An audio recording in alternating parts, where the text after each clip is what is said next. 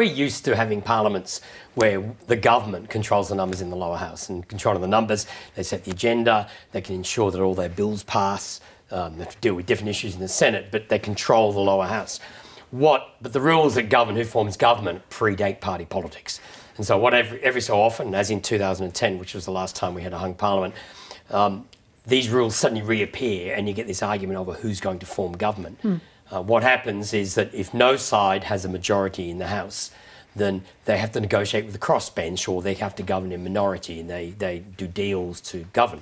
The government gets the first chance. It gets a chance to talk to the crossbench, and if the government can't form government and the opposition thinks it can, the opposition can try to form government. The opposition can't force its way into government. The government doesn't have to resign either in a hung parliament. It may depend on the overall numbers. If the government falls 1 seat short, for instance, it may be quite happy not to resign if it falls 4 or 5 seats short. As long as whichever side has got more seats has probably got the better chance of forming government. OK, so how do things get done? It all comes down to negotiation and compromise. Well, normally what happens is members of the crossbench will sign a general agreement on what's called confidence and supply. They'll support the government on votes of confidence. They'll support the government on the passage of the budget bill. So they're the two main things which are above all determine whether a government is a government or it should be in opposition. So there'll be negotiation over something like that to get a general agreement. Usually the crossbench insists that they don't use things like gag orders and cutting short debates, and they insist on debates go on. Often crossbenchers are as interested in the process as the policy of government. So from where we are now then, with a handful of days to go before the election, how likely is it that we will get a hung parliament as a result on Saturday? If the overall polls are right and Labor's on about 53% of the two-party preferred, I wouldn't expect there to be a hung parliament if that's the result. If it's narrower, it's possible.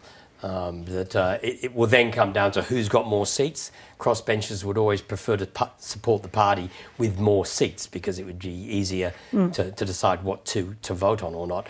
But it will come down to negotiation. As I said, the government gets first go, then the opposition. The oddity is the opposition can't be forced to form government. The government can't just resign. There has to be a government. If the government resigns and the opposition won't form government, then the government continues in office. As you said, there was a hung parliament back in 2010. How did that go? Well, I mean, the 2010 parliament, I mean, the negotiation was over within 2 weeks and the government formed. The Gillard government went back into office with the crossbench. It was a fractious parliament because the crossbenchers wouldn't cut short debates. They allowed debates to occur. They didn't sort of support motions to silence a member. So it would be a more open debate. It would be harder for a government to control because the crossbench would insist on more accountability. But it doesn't mean... certainly the Gillard government got a lot of legislation through, even though it was a very narrow majority in the House. And that took 2 weeks to work out. It looks like we're going to be in that situation on Saturday. It's going to take a bit of time for things to bed down. As a general rule, they probably won't come to an agreement until after all the votes finish being counted, which would take about 2 weeks. And it's for the parties to go to the Governor-General with a proposal for government. It's not for the Governor-General to be negotiating these things.